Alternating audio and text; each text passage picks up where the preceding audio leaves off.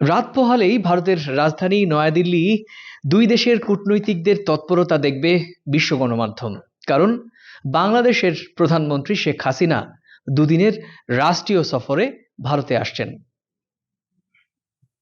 বলার অপেক্ষা রাখে না, 15 দিনের মধ্যে রাষ্ট্রপ্রধান এবং সরকার প্রধানের এই সফরকে ভারতীয় গণমাধ্যম এবং কূটনৈতিক মহল এবং সাধারণ মানুষও দেখছেন গুরুত্বের চোখে। ভারত এবং বাংলাদেশের ঐতিহাসিক সম্পর্কের চর্চা নিয়ে রীতিমতো আবার নতুন করে চায়ের কাপে ঝড় গতকাল থেকেই, আর প্রতীক্ষা মাত্র কয়েক ঘন্টা।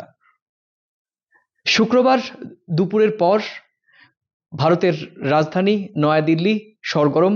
ভারত এবং বাংলাদেশের সঙ্গে যারা কাজ করেন, সেই সম্পর্কে যারা সমালোচক কিংবা বিশ্লেষক, তাদের নজর থাকবে আগামী দুদিন ভারত বাংলাদেশের রাষ্ট্রপ্রধান সরকার প্রধানদের বৈঠক নিয়ে।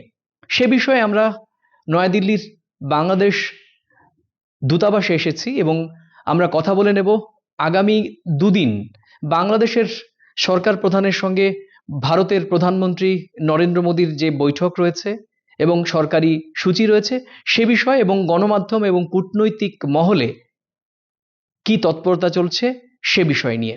আগামীকাল মাননীয় প্রধানমন্ত্রী শেখ হাসিনা নয়াদিল্লিতে এসে পৌঁছবেন আমরা আশা করছি, এবং আগামীকালই ভারতের পররাষ্ট্রমন্ত্রী জয়শঙ্কর হয়তো মাননীয় প্রধানমন্ত্রীর সঙ্গে বৈঠকে বসবেন।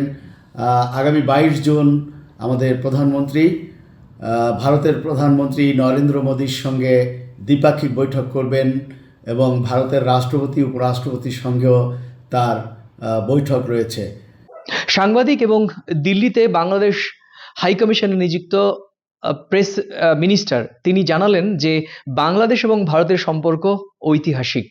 সেই সম্পর্কের পথ পেয়ে আগামীতেও নানা রকমের সমস্যা সমাধানের ইতিবাচক উদ্যোগ নেওয়া হবে এবং বন্ধুত্বের হাত আরও শক্ত হবে। ভারতের রাজধানী নয়াদিল্লি থেকে সুব্রত আচার্য, সময় সংবাদ।